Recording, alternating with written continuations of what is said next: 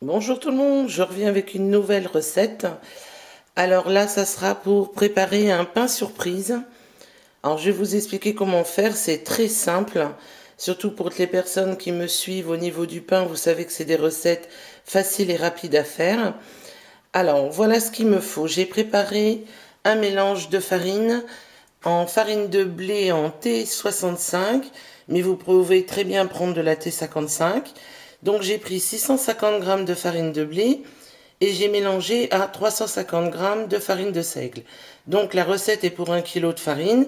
Bien évidemment, vous pouvez diviser tous les ingrédients par deux.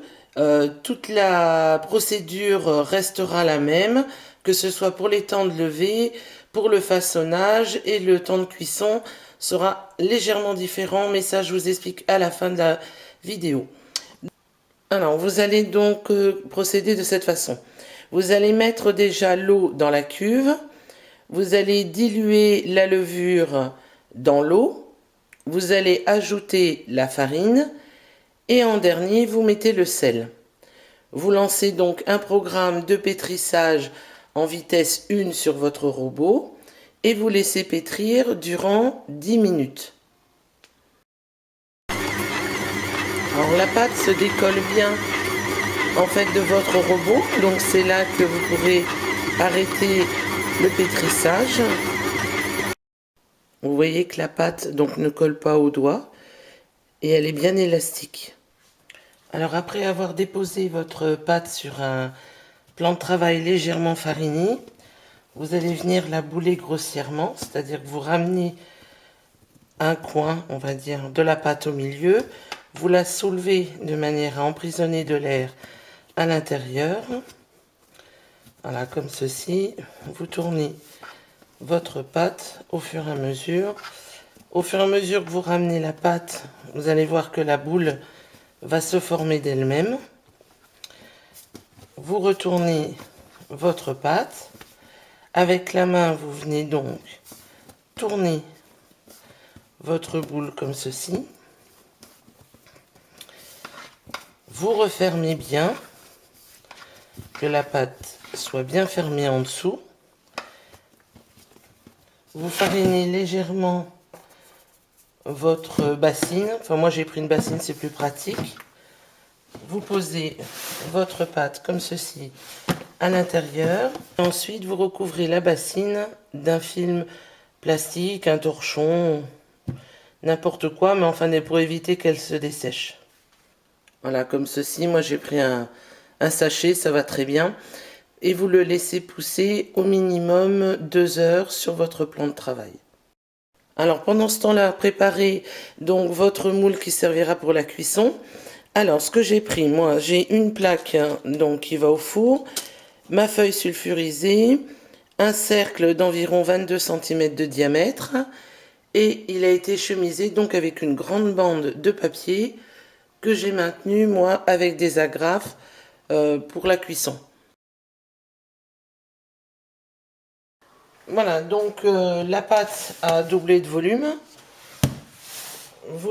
Donc vous mettez vraiment très peu de farine sur votre plan de travail.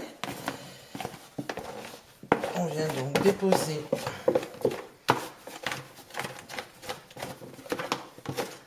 la pâte, voilà, comme ceci. On va la travailler légèrement, donc pas besoin de la dégazer. Farinez vos mains au besoin et pas la pâte. Vous dégazez vraiment légèrement, hein, pas besoin vraiment de l'aplatir.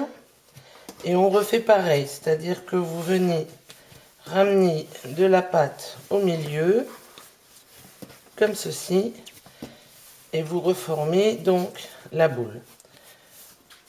Vous tournez votre boule, le côté lisse au-dessus. Avec les deux plats des mains, vous ramenez la pâte en dessous tout en tournant la boule, comme ceci. Et nous venons donc déposer la pâte à l'intérieur de notre cercle.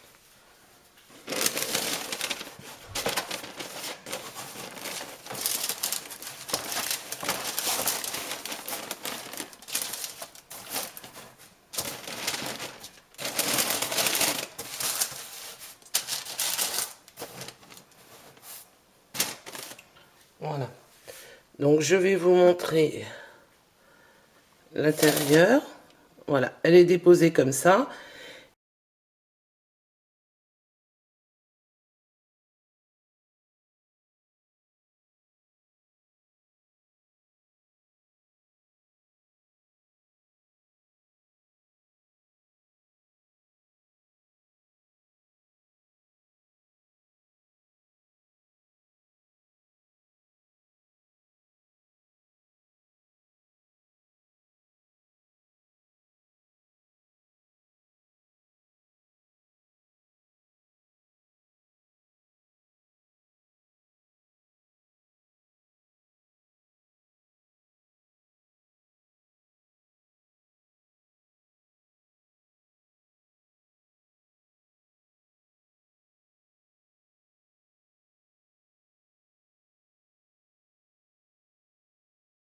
Voilà, donc à la sortie du four, vous retirez le cercle ainsi que le papier sulfurisé et vous laissez donc le refroidir totalement sur une grille. Moi, je voyais, je vous l'ai posé sur un plateau tournant pour vous montrer donc la cuisson totale. Voilà. Alors comme il avait un petit peu bruni au-dessus, moi j'avais mis, comme je vous ai montré, la feuille de papier sulfurisé dessus. Ça a évité qu'il ne brûle un peu plus. C'est qu'il a monté un peu plus haut que prévu et il commençait à toucher le haut de mon four. Voilà. Donc ensuite, une fois qu'il sera bien froid, on va passer donc à la découpe de la mie. Ce qu'on va faire, c'est qu'on va le laisser refroidir totalement. Ensuite, vous allez l'emballer dans du film alimentaire, comme ceci. Donc, il faut qu'il soit bien froid avant de le faire.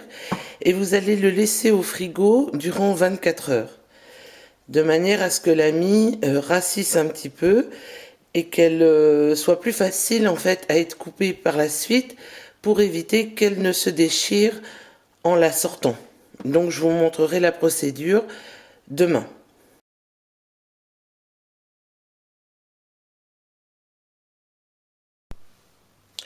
Après une nuit passée au frigo, donc elle sera plus maniable hein, pour pouvoir couper donc l'intérieur sans déchirer la mie. Alors ce qu'on fait à peu près à 1 cm du fond, vous enfoncez le couteau de manière à traverser entièrement, enfin pas entièrement justement, la marmite. Et vous venez donc couper tout doucement pour faire le tour. Vous retournez la lame. Vous faites donc pareil, vous faites attention de ne pas traverser la marmite. Vous tournez légèrement votre lame de manière à couper comme ceci. Vous faites la même chose en tournant d'un quart de tour.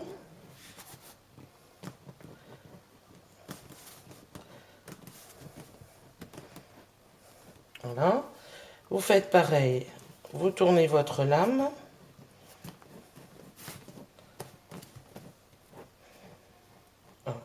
Une fois que vous avez ça, vous allez couper le couvercle.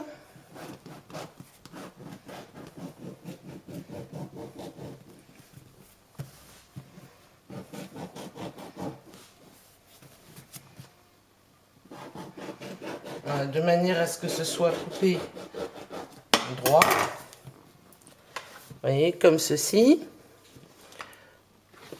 Et à peu près à 1 cm du bord, vous traversez presque jusqu'au fond. Il ne faut pas que ça traverse ici. Et vous tournez tout autour, doucement, sans traverser au fond.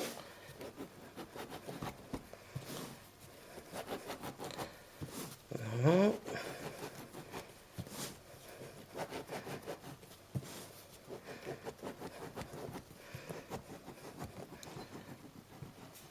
Voilà, comme ceci. Ensuite, vous allez aller chercher la mie pour la sortir délicatement.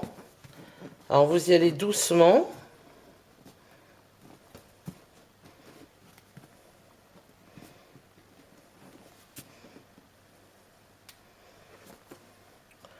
Voilà, vous voyez, la marmite est creusée et vous avez donc votre mie qui va vous servir pour faire les toasts. Vous allez la mettre au congélateur 1 heure pour pouvoir mieux la couper en tranches. Vous l'emballez dans du film alimentaire de manière à ce qu'elle ne se dessèche pas et on la reprendra au bout d'1 heure.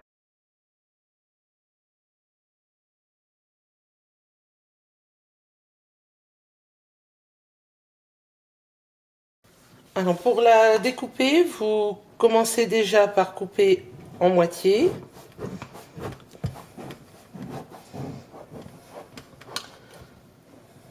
Voilà. Et vous couperez ensuite des tranches d'environ 1 cm d'épaisseur. Une fois que vous avez donc coupé toutes les tranches, vous allez les garnir donc de cette façon. Vous allez prendre une tranche où vous allez mettre donc votre garniture. Vous reposez donc une tranche par au-dessus et vous coupez ensuite en triangle. Donc vous faites comme ça, donc avec plusieurs sortes d'ingrédients. Ça peut être du fromage aux fines herbes, du saumon, du fromage simple, de la charcuterie, du jambon, du saucisson. Enfin bref, vous mettez ce que vous voulez dedans.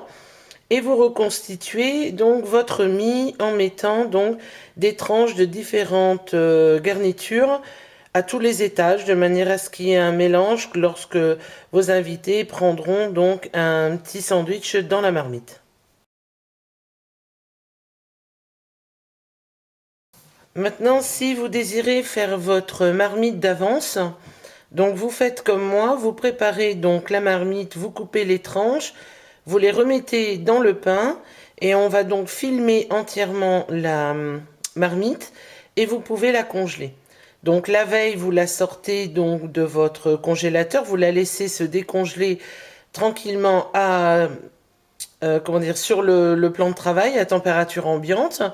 Et après, ben, vous en servez comme si elle était fraîche. En fait, ça bougera pas du tout, mais vous aurez de l'avance et vous pourrez donc vous en servir seulement à l'occasion. Voilà, à vous de jouer!